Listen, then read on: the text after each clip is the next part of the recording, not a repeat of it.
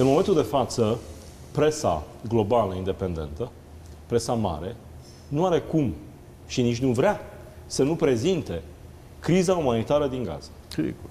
În momentul în care aceste imagini vor fi la nesfârșit, fără ca Hamasul să fie extirpat de Israel, atunci Israelul va avea o problemă mare de imagine și presiunea pe guvernele în țările democratice va fi mare să nu mai sprijine Israelul cum o fac acum.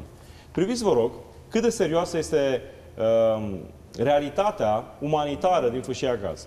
Clarissa Ward relatează pentru noi în această seară, pentru CNN și pentru noi, modul în care această criză capătă o nuanță dramatică și ceea ce eu spun că trebuie să ne uităm la această criză sub toate aspectele. În primul rând că ea este sfâșietoare și, pe de altă parte, faptul că presiunea care va fi pe guvernele Statelor Unite și a țărilor occidentale va fi una foarte, foarte, foarte, foarte mare. Priviți, vă rog, criza.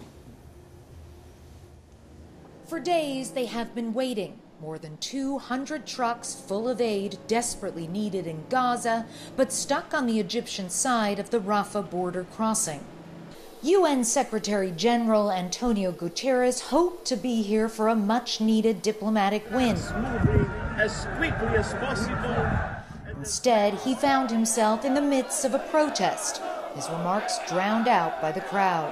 People are chanting over and over again, with our blood, with our souls, we will defend Palestine. There's a huge amount of anger, a huge amount of emotion, much of it directed at the West. We need justice! We need justice! And much also at Western media, who people here feel have favored Israeli voices over Palestinians. Where is your humanity? A protester starts shouting at me. We invite her to do an interview with us. Okay, fine. When 1,000+ Palestinian babies die, you don't feel the same. You don't feel the same as when I tell you one of your own has died.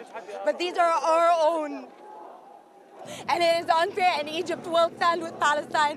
All Western channels are talking for Israel. If the United Nations is standing for Israel, if all these international institutions are standing for Israel, who's there for the Palestinians? And don't call it a war. The jargon is even more infuriating. It's not a war, they're not on equal footing. It is not a war. For many, it is deeply personal. A Palestinian man holds up his ID. I can't contact with my family there. Your family's on the other side. Yeah, I have 7 sisters and my father, my mother, grandmother, uncles. All my family is there. I can't contact with them. I don't know. Are they okay? I don't know if they are okay or not. As Egyptian soldiers stand by, the demonstrators get more animated. Protests are normally illegal here, but today the Egyptian president called on people to take to the streets. So this is rapidly becoming a very chaotic scene now. They're trying to get the Secretary General out of here. We are ordered back onto the buses and escorted out through the crowd back to Arish Airport, where piles of aid sit by the runway, so close to where they need to be, but held back, the UN says, by complications over how to monitor the trucks that enter Gaza and how to establish a continuous humanitarian corridor.